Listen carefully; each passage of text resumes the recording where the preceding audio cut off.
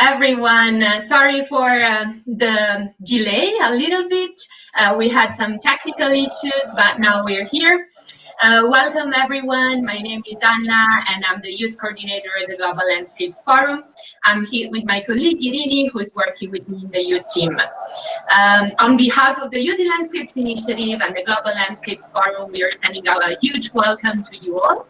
The Youth Landscapes Initiative is teaming up with the Global Landscapes Forum now to create youth-led episodes of the GLF Live.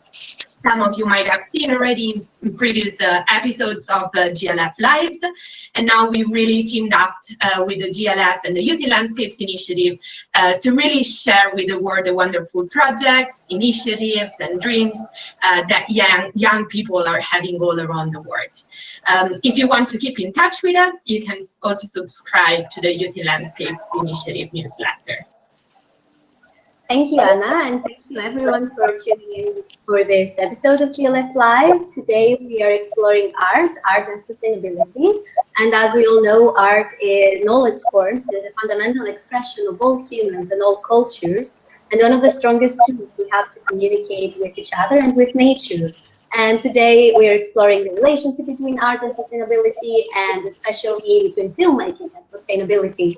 And we have with us Guille Isa, who is the one half of the creative duo behind the short film Dulce that was an official selection of the 2019 Sundance Festival and 2018 Toronto International Festival. Yeah, and interviewing Guille, we are happy to have with us Donatella Gasparro, who is a writer, an agroecologist, a poet, and a lecturer, and herself has found a way to really transform words into poetry and reach the heart of many people about the importance of taking care of the earth. So I will now share with you, before giving the floor to Donatella and Guille, I will share with you the trailer of Dulce, that is the documentary we're gonna talk about today.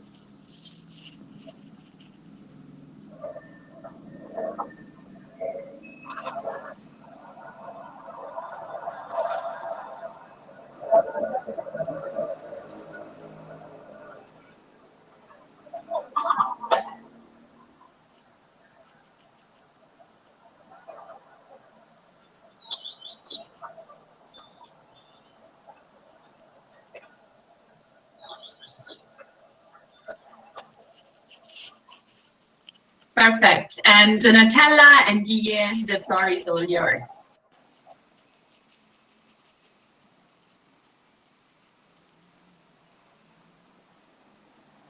Thank you, Anna and Irini, for the introduction, and I hope you all enjoyed the very short sneak peek into the beautiful documentary Dulce. Hello, Guille, welcome here. Hello. With this first GLF Live led by the Youth in Landscapes Initiative. Before we dive into the documentary and a lot of interesting topics, it would be great to know a little bit more about you, Guille, our guest of the day. So it would be great if you could tell us a little bit how you actually got into filmmaking, what brought you there, what's a little bit your story? Well, everything started because I have a family of artists. You know, my father is a painter. And so he got me into different aspects of art. And at the beginning, I wanted to be an animator. I wanted to do animation. And I studied like a few months of animation. And when I realized that I had to spend my whole life sitting in the computer, I said, no, this is not for me. I like to be outside, you know. I like to meet people, talk to people. So then my father said, why don't you do filmmaking? And I'm like, oh. So it became real, no? For me, filmmaking was like some sort of astronaut kind of dream. And when he said it, I was like, okay, I guess I can do this. And then I got into filmmaking. Amazing. I totally understand the standing behind the computer part. And I need to have this conversation live, like in real life, like this is what we can do. But we actually connect from the other side of the world, so that's great. So you got into filmmaking, but you also got into a very specific type of filmmaking because you make mostly documentaries and a specific type of documentaries in specific settings. Can you tell us a little bit how you got there? Yes, and I think that was the moment where I fell in love with filmmaking, no, by making documentaries. Um, because in fiction, everything is in your mind, no? Everything happens through your mind and you're creating a world. But in documentary, you are present, you are there, you're listening, you're looking, and you're trying to tell somebody else's story. So for me, being such a mental person, it was like the perfect escape, of your mind. I just listening and I was looking. So that was beautiful. Everything was building in the moment, and everything changed. Like one day is one thing, the other day is another story. And when you're editing, it's another story. So everything changes and you have to adapt to that. You have to be prepared, for that. You cannot get stuck with an idea, And I guess that's how life is in a way, no? Or an adventure. Absolutely. I also imagine that making this kind of documentary also brings you a lot around the world. Yes, which is one of the funniest and greatest part of filmmaking, because you get to go to places that it comes to my mind like places I've been that I never knew existed, people that I would have never met if it wasn't for films, So having that, being such a curious kid and getting to know a lot of people, traveling around the world, that was like, this is for me, definitely. It sounds like a lot of people in the audience, we suddenly realize that filmmaking is what they want to do now. We could speak about this for a lot, I think, but maybe it's nice to dive a little bit deeper into Dulce, your latest work. We watched the short trailer. Could you maybe tell us a bit of the background of this project? What's the idea behind it? What brought you to actually film it? Yes, well, Dulce was an initiative of Conservation International, along with Jungles in Paris, which is a documentary production company in New York, and I'm part of them. And Lee Pace, which is an actor who was part of the conservational and part of the mangrove program. So they wanted to raise awareness about the protection of mangroves in Colombia. And they wanted to reach a bigger audience also with this message, And so we thought that a story could do that, So they haven't done that before, They usually do like institutional kind of films, not like a short film or like a documentary film.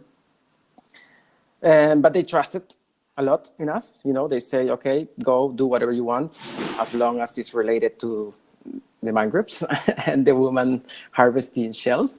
And we were like, okay. No, we went there and we spent some days like casting, meeting people, trying to understand what was going on, what was the best story to tell. And then one day I found Dulce on the dock and she was looking at me like saying, who are you? Like, what are you doing here? And I look at her, I'm like, oh my God, like this little girl has something, And I immediately started asking about her, and then she walked me around, and I'm like, no, this is a great character. Yeah. That sounds like the perfect introduction to actually my next question, because you spent time, I imagine, to film this documentary in this village in Colombia in the mangrove forest. So I imagine there's quite some anecdotes and stories behind the scenes, so behind the camera. Could you maybe tell us a couple of those that really you bring with you in your heart? Yeah. To put you in context, this is a place that we had to take 2 planes and like 2 boat rides of hours. This was in the middle of nowhere, basically. And there were like little islands where the communities were, And one of the most beautiful things that ever happened to me in my life happened to me there. You know, I don't know if you have seen in the trailer or in the film. There's the house of Dulce. It's right next to the shore, right? And I was living with them. You know, I was staying at her house. And the first night, I was sleeping, you know, and it was like 3 a.m. in the morning or something. And then I start feeling the ocean below me, you know. And I was like, what? What am I dreaming, you know? And then I woke up and I'm like, oh no, the tide is coming, you know? And I could felt the whole ocean below me. And that feeling was like, oh my God. Like if you ever had a chance, please you have to experience that, because it was the whole power of the ocean below. And I was like, wow, like, do you get this every day? And she was like, yeah, from time to time. And I'm like, okay. Yeah, maybe for those who haven't noticed in the trailer, haven't watched the documentary yet, you should definitely do that as soon as this talk finishes. So the house, right, it's a wooden house still composed, so that when the Yeah. tide is high, it can just flow underneath. Beautiful. This is a very beautiful image. Maybe just going a bit into the content of the movie. So in Dulce, and also as in other of your works, actually, you really show how natural ecosystems and their balance are so strongly interlinked with the livelihoods of communities who live there, which really brings together two very important sides of sustainability that are not necessarily always linked, which are the environmental sustainability and the social sustainability. How do you think filmmaking in general, and also art, can convey these complex messages? How do you think you can both inform and inspire people to make steps towards improvement, towards sustainable future with your art? Well, I think it comes to two things: information and sensitize. Do you say that? Sensitize? I Like think we got yeah, because I like filmmaking or art is a window. You know, especially documentary filmmaking, it's a window. It opens up like places that you or people or cultures that you don't get to know, and it creates like a bridge. You know, we are like a bridge between a culture and an audience, about a story and an audience, you know. So for us is to best tell their stories, and so the audience can relate to them, you know. And by knowing their reality, by knowing the way they believe, you know, the belief system, how they behave, how they treat nature, how they relate to nature, and maybe you can understand that there are some different ways to engage, you know, different ways to live, different ways to do things, you know. Like for me, growing up as a Japanese and Peruvian boy, it was really tough, you know, because you have these two cultures that are completely opposite, you know, and you got to a point where you say, who is right, you know, because they're saying the opposite thing. But I love my mother and I love my dad, you know, so I want them both to be right, you know. You finally understand that they are both right, you know, that nobody is wrong. And if we can make that, you know, if we can just get you closer to a culture or to a belief system, then you may understand, and then you can respect, you know. And I think it comes down to respect.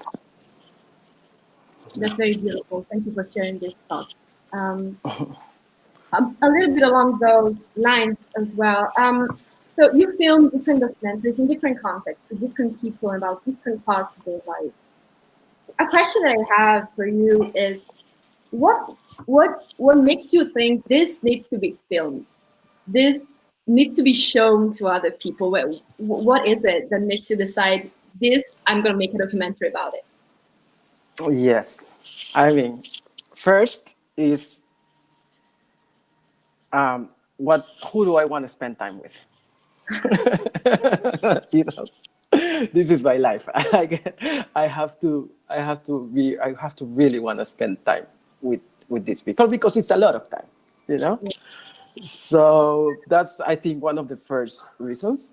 Then the other reason, to me, like I told you, I come with this background of these two cultures of people saying this is right and this is wrong and stuff like that. And as you get to know more people, more cultures, and more belief system, like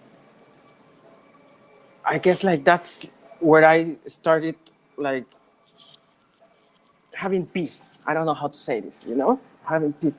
And to me, is that, to me, it's like, okay, let's get into a belief system and let's explore it from a Western perspective, because it's really hard to understand it.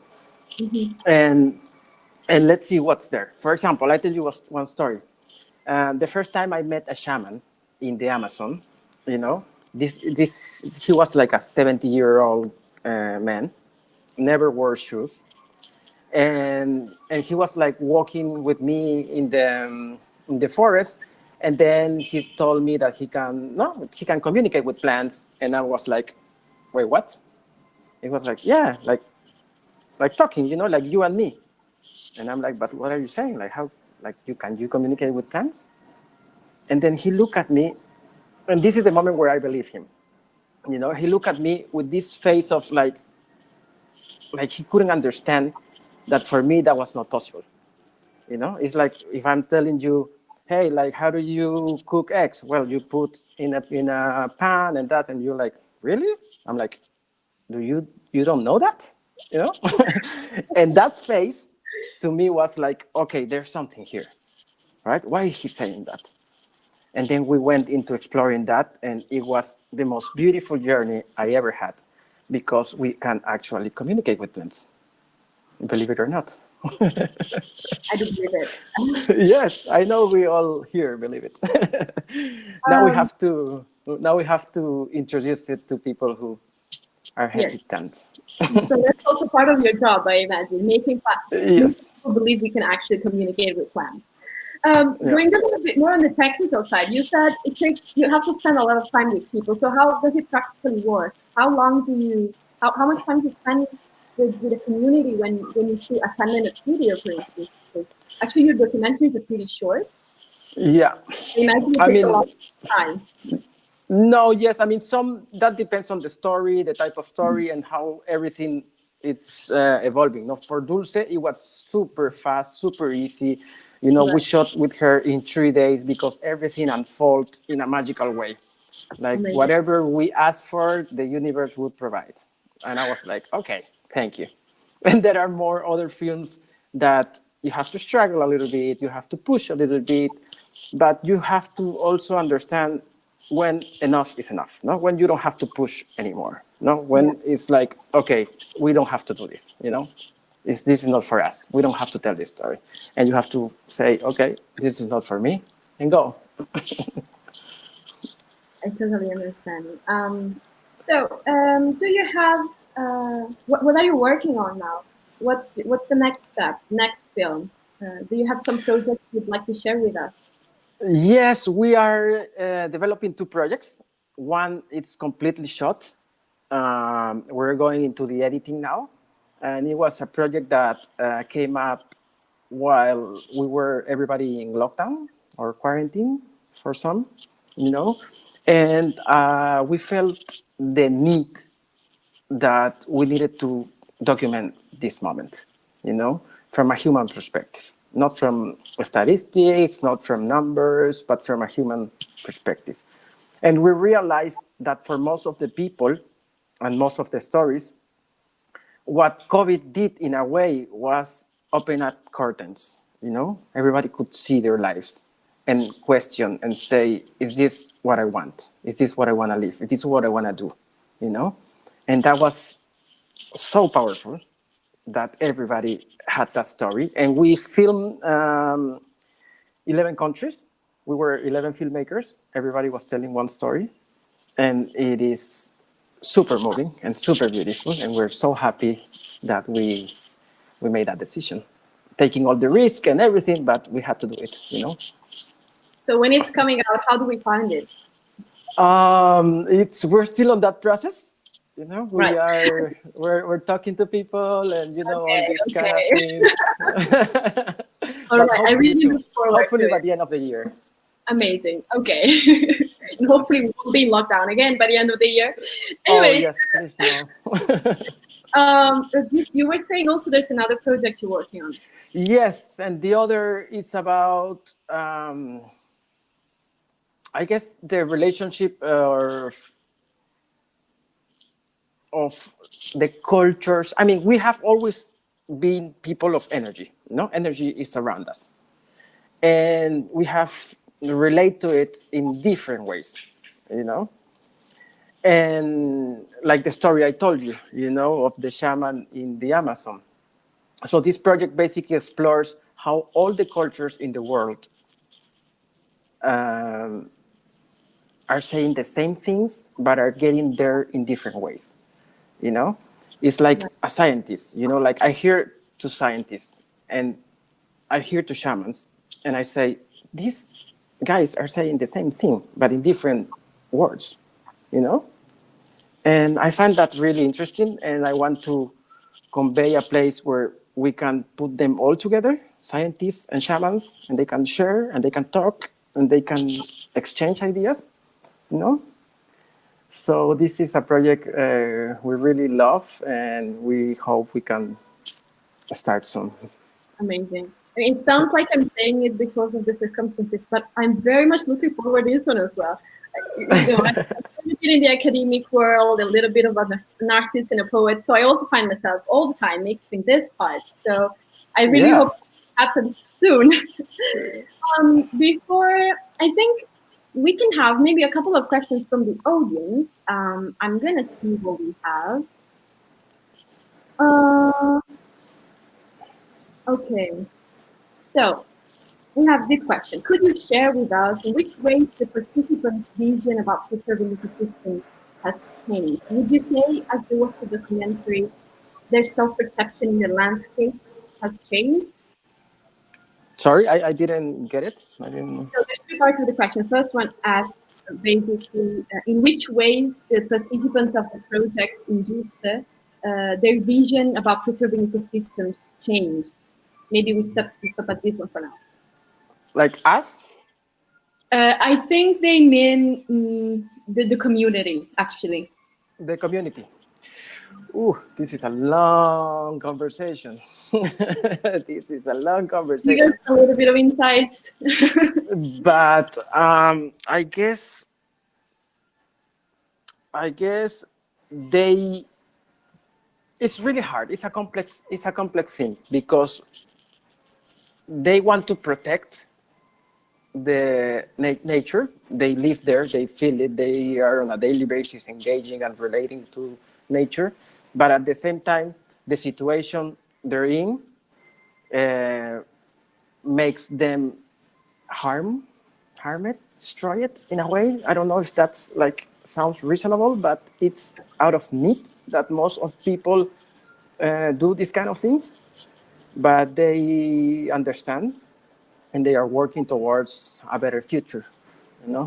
But my outcome in that is like, we as the citizens of the world, and we who lives in big cities, we are the one who demands all these things.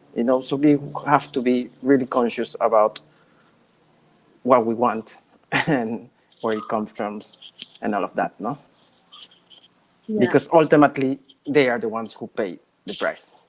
Yeah, again, it's as most conclusions of most conversations around sustainability ends up at the interconnection among so many things. Totally. It's not easy. It's very difficult to put all the dots together and solve these things. We have systematic. We're all together. We're all together in this. Yes. And that's maybe the first step that we need to do. We just won. That's Yes.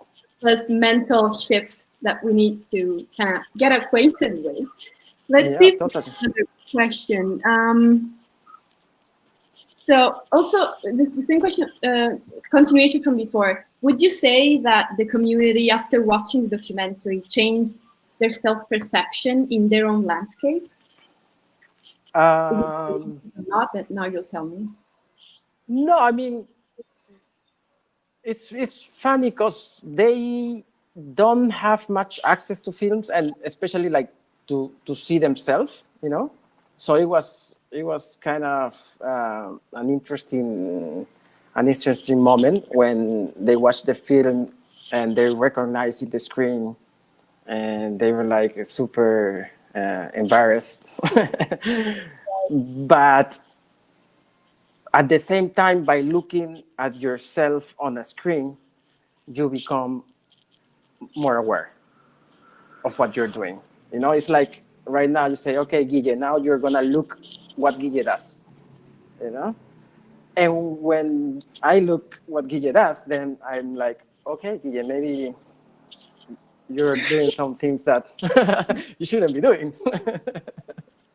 Right. So that's I think that's what happened. No, like looking at yourself, it's something really powerful. It makes you aware. We have another question. With your documentaries, are you looking to show the way you see the world and try to people connect with you in your own way? In other words, do you think you show the images from your point of view or a neutral point of view? I try to be as objective as possible, but it is such a difficult task. You know, I really, really, really, because this is something that documentary has taught me. No, it is not the film that I want; it's the film what it wants to be. You know, and sometimes I go with an idea and I start asking and exploring and pushing that idea, and the character doesn't want to talk about it. You know, and then I'm like, wait, like we spent 2 or 3 hours talking. Like, what did I record? You know, and then I go back to what I record and I look at it, and the person was trying to explain me another thing, which is amazing and beautiful, but I was not looking at it because I had in my mind my idea. No, so this is an exercise that I try to do every day, you know, and try to really listen, you know, because it's really hard for us to listen. I don't know why, no. It's so hard. But it's a beautiful exercise, and when you do it, then what I try to put, it's to bring the emotion of what he feels or what I felt in that moment. So I guess it is a combination of both of us. No? Yeah, yeah. Thank you very much also to the audience for the beautiful questions. I think we can wrap up with one question. Do you have maybe some advice for young filmmakers who are approaching filmmaking for, you know, moving the audience and making the audience aware of sustainability topics? What would you tell them if they're starting right now? If they're starting right now, well, listen, this is a key part of documentary, no, of life, basically. At the end of the day, listening is very important, very, very, very important. And the other is to be there, you know, because sometimes we get caught into the technical details, we get caught into getting everything we want, you know, and we want to do it in our own rhythm, you know, but then you are going to a place that has its own rhythm, a person who has another rhythm, and you have to serve those rhythms, you know. You cannot impose every time the way you want it, you know, how fast you want it, how. So be patient, listen, engage, and feel a lot. Thank you so much. We don't have a lot of time. It was half hour that we had for today, but I'm very inspired and I'm very happy. I was here talking with you, literally. So I really hope that the audience enjoyed the conversation as much as I did. And thank you again for this. It was very inspiring. And because before we close off, I was asked to bring a little bit of my art as well to this conversation and to this GLF Live. So I'm going to share with you a little poem that I thought was pretty much on topic. And this poem is called Naked I Came to This Bundle of Lips.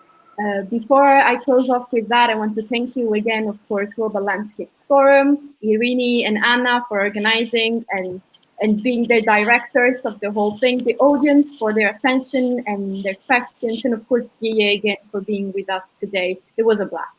Thank you very much. Thank you for having me. So, naked I came to this bundle of leaves, my mom cleaning my kills. I had nothing but her and the green. I couldn't see the bark of our trees, nor the roots, nor the ground brewing my feet. I didn't know of all other birds, and the fox nor the water where we landed the flock. Naked I came to this bundle of leaves, and naked I stayed, spreading my wings, when I saw that my tree was just one among many trees. This an origin I see to this house, a mother it's bigger than mine. It's down, it's the earth, it's the ground. I scan it and learn it with all of my flights. I can map it with my eyes. I can own it. Everything is in my sight. I speak beach, I speak oak. I know where's the fruit that is ripe. Naked I came to this forest of leaves with one purpose, to sing. This house is a theater conductor of the wind. I've never known anything else than this.